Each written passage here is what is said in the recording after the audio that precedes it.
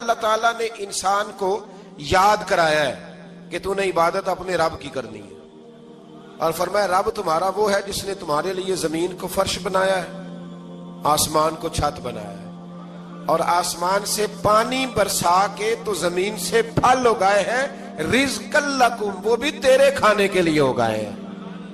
وہ جو آسمان سے بارش برسا کے زمین سے سبز اور پھل اگائے ہیں تو وہ بھی تیرے لیے۔ جب سارا کچھ تیرے لیے بنایا تو بھی تو عبادت کرنا اپنے رب کی، پھر کسی کو اس کا شریک نہ ٹھہرا۔ ایک چیلنج بھی کیا قرآن مجید نے اس رکوع کے اندر۔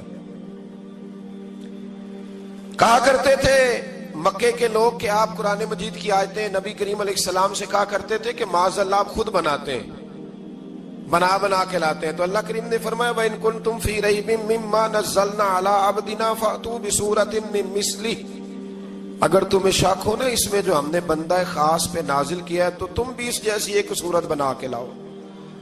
پڑھے لکھے تو تم بھی ہو نا، مکے میں تم بھی رہتے ہو، تو ایک صورت بنا کے لاؤ۔ قرآن مجید ہم سے چھینا گیا ہے سازش کے تحت، اس لیے کہ جس قوم کو قرآن آ جاتا ہے نا پھر کوئی کافر اس کا مقابلہ نہیں کر سکتا۔ دیکھیں نا اگر کافروں کے پاس جواب ہوتا قرآن پاک کا تو بدر اور احد میں نا کوئی آیت بنا کے لاتے، قرآن کے مقابلے کی تلواریں لے کے نہ آتے، ان کے پاس جواب ہی نہیں تھا۔ اور قیامت تک کسی کافر کے پاس قرآن مجید کا کوئی جواب، قرآن کا کوئی جواب، قسم اللہ کی جواب کوئی نہیں، قرآن کا اس کا کوئی جواب نہیں۔ کیا بات ہے قرآن پاک کی۔ وہ ایک دفعہ مسلمہ کذاب بے ایمان کہنے لگا میں نے بنا لیا قرآن پاک کا جواب۔ معاذ اللہ، جواب کیا بنایا؟ وہ صورت ہے نا القاریہ تو ملکاریہ، وما ادراک ملکاریہ، کھڑکھڑانے والی کیا ہے، کھڑکھڑانے والی تمہیں کیا پتا کیا ہے کھڑکھڑی، قیامت کا ذکر ہے۔ کہنے لگا میں نے اس جیسی صورت بنا لیا، تو کیا بنایا؟ الفیل ملفیل، وما ادراک ملفیل۔ کہنے لگا ہاتھی، تمہیں کیا پتا کیا ہاتھی، تم کیا جانو کیا ہاتھی۔ تو پاس جو اس کے اپنے بیٹھے تھے نا چیلے، کہنے لگے چپ کر جا، سارے زمانے کو پتا ہے ہاتھی کیا ہوتا ہے۔ تو پاگل ہے، اس کے دو کان ہوتے ہیں، ایک سونڈ ہوتی ہے، چار اس کے پیر ہوتے ہیں۔ بیوقوف آدمی قرآن کا مقابلہ کرنا ہے تو کچھ چج کے ساتھ کر، پاگلوں کی طرح مقابلہ کرے گا، جوتے کھائے گا بھی ہمیں بھی پڑھوائے گا۔ تو قرآن مجید کا کوئی مقابلہ کر سکا؟ تو اس آیہ مبارکہ میں اللہ نے کافروں کو یہ کہا اگر مقابلہ نہیں کر سکتے تو پھر اللہ سے ڈرو، ورنہ دوزخ میں ڈالے جاؤ گے، وہ جس کا ایندھن آدمی اور پتھر ہے، اور بنائی بھی کافروں کے لیے گئی ہے۔ اعدت للکافرین، جہنم کس کے لیے بنائی گئی ہے؟ کافروں اور منافقوں کے لیے۔ مسلمانوں کے لیے بنائی گئی، مسلمان مرضی سے چھلانگے لگائیں تو ان کی موج ہے، ورنہ ان کے لیے جہنم، ان کے لیے اللہ نے جنت بنائی ہے۔ اور یہ بات کرتے ہی رب کریم نے فرمایا اے محبوب علیہ السلام مومنوں کو خوشخبری دے دیں کہ اللہ نے ان کے لیے جنت بنائی ہے، اس میں باغات ہیں، انہیں رزق دیا جائے گا کھانے کے لیے، اور اس میں انہیں پاکیزہ بیویاں دی جائیں گی، اور پھر وہ اس میں ہمیشہ رہیں گے، انہیں اس سے نکالا نہیں جائے گا۔ آگے جو آیات کریمہ ہے نا اس کے اندر اللہ تبارک و تعالی نے فرمایا ہے کہ اللہ حیا نہیں کرتا سمجھانے کے لیے، مچھر کی مثال بھی دینی پڑے۔ فرمایا قرآن سے کچھ لوگ ہدایت حاصل کرتے ہیں اور کچھ گمراہ ہو جاتے ہیں۔ جب لوگ اپنی مرضی کی تشریحات چاہتے ہیں تو گمراہ ہوتے ہیں، اور جب قرآن کو رسول اللہ صلی اللہ علیہ وسلم اور امت مسلمہ کی تشریحات کی روشنی میں سمجھتے ہیں تو پھر اللہ ہدایت عطا فرماتا ہے۔ پھر اللہ تبارک و تعالی نے آگے ارشاد فرمایا حضرت آدم کی پیدائش کا واقعہ۔ کچھ مفسرین نے لکھا اللہ نے مشورہ کیا تھا فرشتوں سے، وَإِذْ قَالَ رَبُّكَ لِلْمَلَائِكَةِ إِنِّي جَاعِلٌ فِي الْأَرْضِ خَلِيفَةً، لیکن کچھ مفسرین کہتے ہیں کہ اللہ کو ضرورت نہیں فرشتوں سے مشورہ کرنے کی، اللہ نے فرشتوں سے مشورہ نہیں کیا، بلکہ رب نے انہیں آگاہ فرمایا تھا کہ میں لگا ہوں زمین پہ اپنا نائب بنانے، میں خلافت دینے لگا ہوں زمین پہ۔ اب یہ تو دینے والی کی مرضی ہے نا اس نے کس کو دینی ہے، یہ تو دینے والے کی مرضی ہے نا اس نے۔ تو کچھ لوگ کہتے ہیں کہ دینے والے سے زیادہ ہمیں پتہ ہے، تو فرشتوں کو بھی یہ اجتہادی خطا ہو گئی، کہنے لگے یا اللہ اسے نہ بنانا، یہ فساد کرے گا، یہ خون ریزیاں کرے گا۔ تو اللہ نے فرمایا جو میں جانتا ہوں وہ تم، اللہ اکبر۔ امام راضی فرماتے جب رمضان آتا ہے تو اللہ فرشتوں سے کہتا ہے ذرا یہ کھول کے دروازے دیکھو نا یہ زمین پہ کیا کر رہے ہیں، تم تو کہتے تھے فساد کریں گے اور یہ سارے تراویحاں پڑھ رہے ہیں. تم تو گویا کہتے تھے فساد کریں گے اور یہ تو دیکھو گویا رمضان کے روزے رکھ رہے ہیں. یہ تو میری یاد میں نکلے ہوئے ہیں. تم کچھ کہتے تھے اور دیکھو میں نے تمہیں کہا تھا نا جو میں جانتا ہوں وہ تم. اللہ نے پھر حضرت آدم علیہ السلام کو تمام زمانے کے علوم عطا کیے, علم سکھا لیا. تو فرشتوں سے کہا تم بھی ان چیزوں کے نام بتاؤ, تو وہ بتا سکے نہیں. اللہ نے فرمایا اب اس طرح کرو, آدم کو سجدہ کرو. سب نے سجدہ کیا سوائے, وہ کہنے لگا یا اللہ صرف تجھے ہی کرنا ہے. کرنا بھی صرف اللہ کو چاہیے, پر رب کے آگے بھی جھکنا چاہیے, اور جس کے سامنے رب جھکائے نا وہاں بھی. اور یہ جو عاجزی ہے نا, یہ جو جھکنا ہے, یہ علم کے آگے ہے. ہماری مصیبت یہ ہے کہ ہم علم کے آگے بھی گردن جھکانے کو تیار نہیں ہوتے, وہاں بھی ہم خود عالم فاضل بن جاتے. تو فرمایا کہ سب سے کہا سجدہ کرو, سب نے سجدہ کیا سوائے ابلیس کے. تو پھر ہوا کیا, وکان من الکافرین, وہ کافروں میں سے ہو گیا. پھر اللہ نے حضرت آدم کو اور جناب حوا کو نا مقام دے دیا جنت میں رہنے کے لیے, اور کہا سارا کچھ کھانا, درخت کے قریب نہ جانا. ابھی آپ کسی سے کہہ دیں تھوڑا سا کہ پیچھے نہ دیکھنا, یعنی اگر میری سمجھ لیں ادب کی وجہ سے کوئی 1.5-2 منٹ یا 6 منٹ نہیں بھی نہ دیکھے گا تو سوچے گا ضرور کہ پتہ نہیں اب پیچھے کیا ہے, مصیبت کیا ہے. یعنی آپ کہہ کے دیکھ لیں کسی کو, پیچھے نہ دیکھنا. فطرت ہے نا انسان کی, وہ جستجو کرتا ہے. کہا اس درخت کے پاس نہ جانا. تو حضرت حوا سلام اللہ علیہ کہتے ہیں دل میں خیال رہتا تھا کہ آخر ہے کیا درخت کے پاس. یہی انسان کا عقیدہ توحید ہے کہ جہاں سے رب منع کر دے وہاں وہ منع ہو جائے. اور یہ ان کی خطا نہیں تھی, یہ اللہ کی حکمت تھی, چونکہ رب نے تو پہلے کہہ دیا تھا بنایا ہی زمین کے لیے, تو یہ تو سارا کچھ ہونا تھا تو زمین پہ آنا تھا نا. تو حضرت حوا اور جناب آدم کے پاس شیطان آیا, اب اس کو نکال تو دیا تھا پر ابھی اس کا جنت میں آنا جانا بند نہیں ہوا تھا, یہ بھی اللہ کی حکمت تھی. تو وہ کہنے لگا تمہیں پتہ ہے بعد میں مر جاؤ گے. تو حضرت حوا کہنے لگی کیا موت بھی آئے گی؟ کہاں, اس کی تکلیف بھی بڑی ہوگی, تو پھر بچیں گے کیسے؟ تو کہنے لگے پھل کھا لو اس درخت کا. تو بچنے کے لیے پھل کھایا تھا. اس طرح لوگ آج بہت سارے کام بچنے کے لیے کرتے ہیں پر بچ سکتے, بچنے کے لیے پھل کھایا. تو اللہ نے فرمایا زمین پہ چلے جاؤ.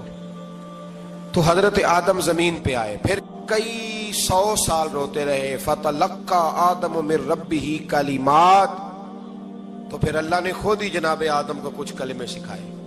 علامہ اسماعیل حقی فرماتے ہیں وہ کلمے یہ تھے کہ حضرت آدم نے میرے نبی کا وسیلہ پیش کیا, اللہ کریم نے جناب آدم کی دعا کو مقبول فرما لیا.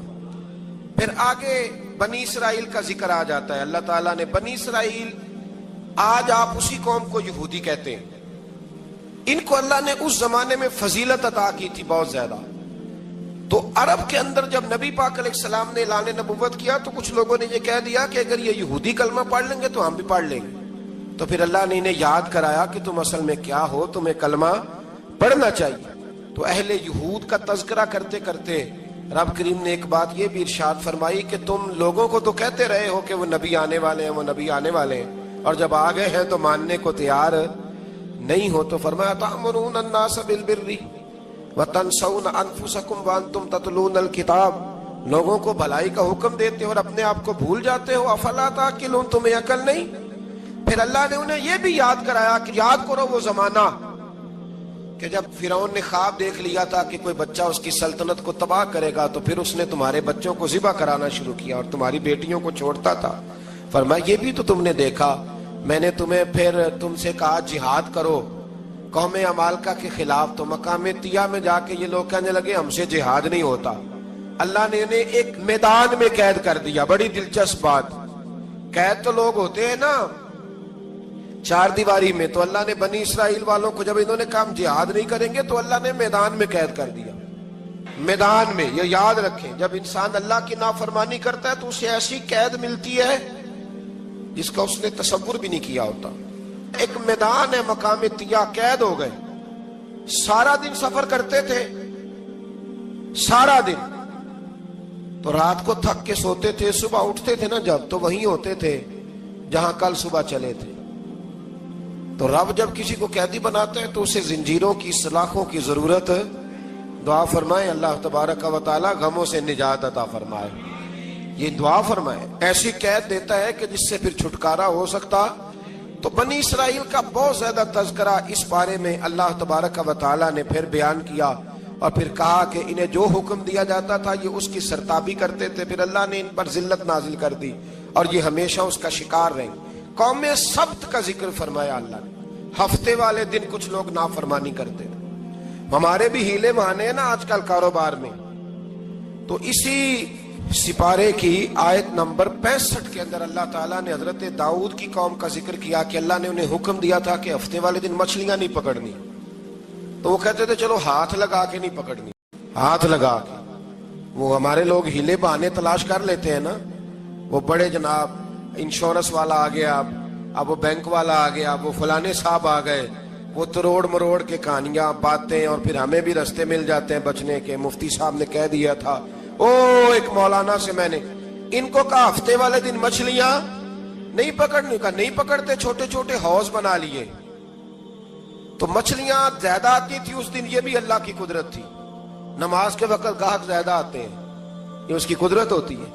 تو وہ مچھلیاں حوض میں جمع ہو جاتی، یوں سمجھ لیں کہ جال انہوں نے لگا لیے ہوئے تھے، تو جال میں وہ پھنستی رہتی تھی، حوضوں میں آتی رہتی تھی۔ ہفتے کو نہیں پکڑتے تھے، اتوار کو پکڑ لیتے تھے، تو پھر اللہ نے انہیں سزا دی۔ فرمایا تماشے کرتے ہو اللہ کے حکم کے ساتھ، کیا سزا دی؟ فَقُلْنَا لَهُمْ كُونُوا قِرَادَةً خَاسِئِينَ، فرمایا بندر بن جاؤ دھتکارے ہوئے۔ جو رزق حرام طریقے سے کماتے تھے رب انہیں بندر بنا دیتا تھا۔ ابھی بھی میں نے دیکھے ہیں بڑے بڑے تاجر پاگلوں جیسی زندگی گزار رہے ہیں، نفسیاتی طور پہ سکون نہیں ہے، کروڑوں روپیہ پڑا ہے۔ کیوں؟ اس لیے کہ رب کے بتائے ہوئے طریقے کے مطابق تجارت نہیں کرتے۔ آگے ایک اور دلچسپ بات آ گئی، بنی اسرائیل کے اندر نا ایک شخص نے اپنے چچا کو قتل کر دیا جائیداد کے لیے۔ یہ دیکھیں کب سے لوگ جائیداد کے لیے قتل کرتے آ رہے ہیں۔ چچا کو قتل کر دیا، اور قتل کر کے حضرت موسیٰ علیہ السلام کے پاس آئے کہ میرے چچا کو کسی نے قتل کر دیا ہے، تو بتائیں کیا کرنا ہے؟ تو آپ نے فرمایا کہ گائے ذبح کرو، اور اس کا ایک ٹکڑا مقتول کو مارو، مرنے والے کو، وہ خود اٹھ کے بتا دے گا مجھے کس نے قتل کیا۔ اب ارادہ نہیں تھا گائے ذبح کرنے کا تو بہانے کرنے لگے۔ ارادہ نہیں نہ ہوتا تو پھر کیا ہوتے ہیں؟ کہنے لگے گائے کس طرح کی ہو، بوڑھی ہو کہ بچی ہو، رنگ کیسا ہو، جوان ہو کہ چھوٹی ہو، حال میں ایک دفعہ چلنا سیکھ گئی ہو یا ابھی نہ سیکھی ہو، تو بتاتے گئے تو رب بھی شرطیں بیان کرتا گیا۔ گہرے زرد رنگ کی ہو، حال کے اندر اسے نہ چلایا گیا ہو، پانی نہ نکالا گیا ہو، نہ بچی ہو نہ جوان ہو، اس کے درمیان ہو۔ یہ ساری شرطیں کہاں پائی جاتی تھی؟ حضرت موسیٰ علیہ السلام کی قوم کا ایک شخص تھا جو اللہ کا ولی تھا۔ وہ جب انتقال کرنے لگا نا، اللہ اکبر، دیکھو رب ولیوں کی اولادوں پر بھی کتنا فضل فرماتا ہے۔ وہ جب انتقال کرنے لگا تو ایک اس کے پاس چھوٹی سی بچیا تھی، گائے کی بچی، اس نے جنگل میں چھوڑ دی۔ کہنے لگا یا اللہ میں تیرے نام پہ چھوڑتا ہوں، میرا بچہ جوان ہو جائے تو اسے دے دینا، اور تو سرمایہ ہی کوئی نہیں۔ بچہ بڑا ہوا تو بچہ بھی بڑا نیک تھا، اپنی ماں کا بڑا فرما بردار تھا۔ اس کی ماں نے کہا بیٹا تیرے باپ نے ایک گائے چھوڑی تھی، تو بچہ جنگل میں گیا اور جا کے کہنے لگا اے اللہ میری گائے مجھ سے ملا دے۔ تو رب کریم نے وہ گائے واپس کر دی، وہ گائے گھر لے آیا۔ اب وہ کہنے لگا اماں بیچ دوں، تو اماں کہنے لگی بیٹا میرے پوچھے بغیر نہ بیچنا۔ کئی دفعہ گاہک لگے پر اس نے کہا جب تک میری اماں نہ کہے گی میں بیچوں گا۔ ادھر بنی اسرائیل والے شرطیں جتنی گائے کے بارے میں پوچھ چکے تھے وہ ساری اسی گائے میں پائی جاتی تھی۔ تو یہ ڈھونڈتے ڈھونڈتے وہاں پہنچ گئے، تو کہنے لگے گائے چاہیے، تو اس نے کہا بھی تمہاری مرضی سے نہیں، قیمت میری مرضی کی۔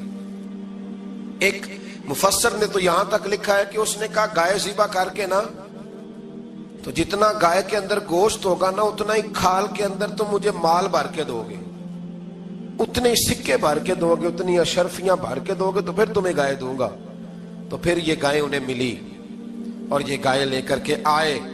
زیادہ سوالات نہ کرتے تو زیادہ الجھتے نہ۔ ہم بھی دین کے معاملے میں بڑے سوال جواب کرتے ہیں، اتنا سوال کریں جتنی اس کی ضرورت ہے۔ ان لوگوں نے سوالات زیادہ کیے تو پھر الجھ زیادہ گئے۔ تو میرے بھائی اس کا ذکر بھی اللہ تبارک و تعالیٰ نے پہلے پارے کے اندر بیان فرمایا۔ پھر اللہ کریم نے فرمایا کہ کچھ ایسے لوگ بھی ہیں یہودیوں میں سے جن کا دعویٰ ہو گیا ہے کہ ہم اللہ کے بڑے پیارے ہیں، فرمایا یہ صرف ان کے منہ کی باتیں ہیں، یہ تو قیامت میں پتہ چلے گا نا کہ اللہ کا پیار کس کے ساتھ زیادہ ہے۔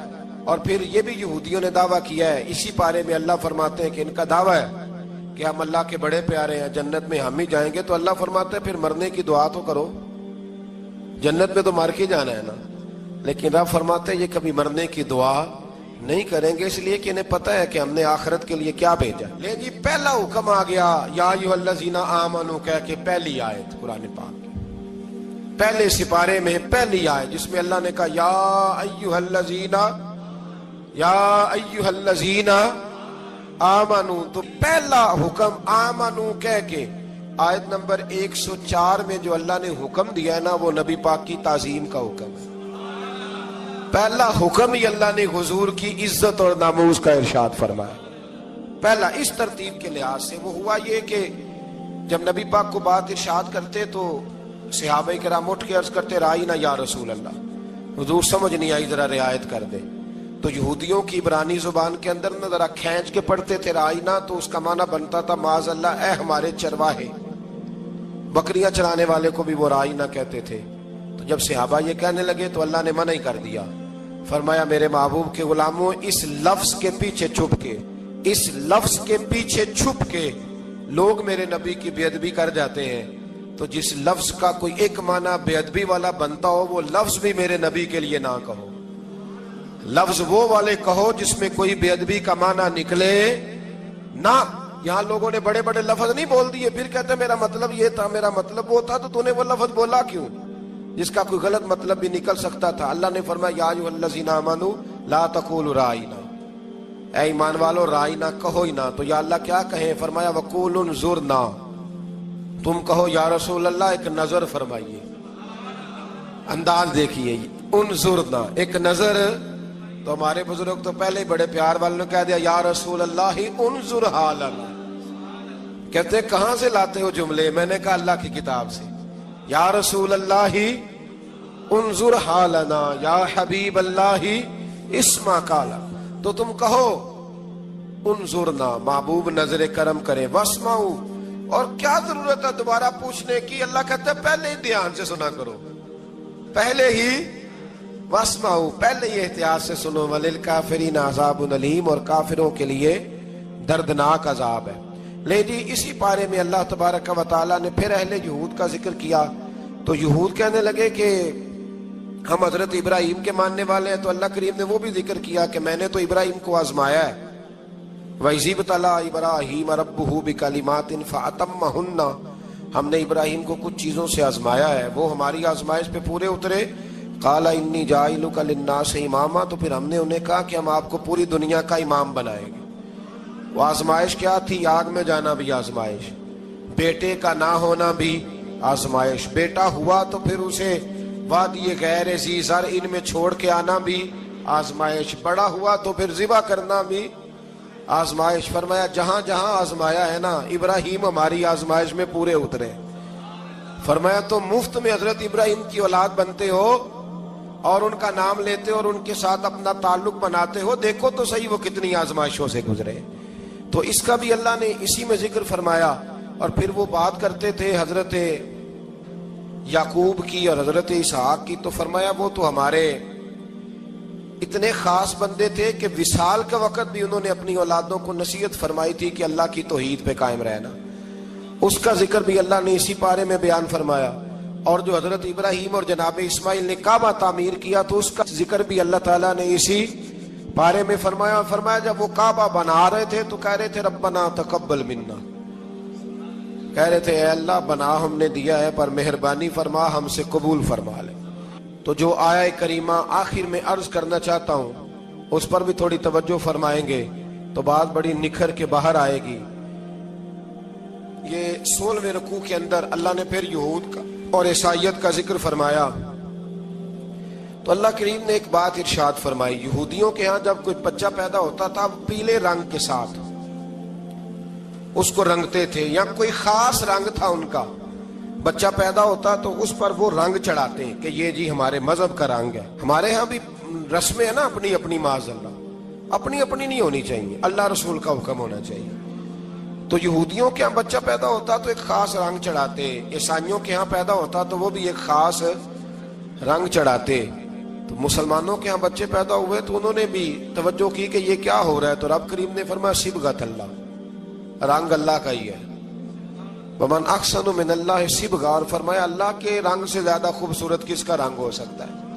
اللہ کا رنگ کیا ہے؟ لا الہ الا اللہ محمد الرسول اللہ صلی اللہ علیہ. فرمایا نیلے پیلے کالے رنگ نہ چڑھاؤ، اپنے ذہن پر توحید و رسالت کا رنگ چڑھاؤ. یہ سب سے بہترین رنگ ہے. اگر تمہارے ذہنوں پر رب رسول کی توحید کا رنگ چڑھ گیا تو یہ وہ والا رنگ ہے، پھر تمہیں کسی اور رنگ کی طرف جانے کی ضرورت نہیں پڑے گی.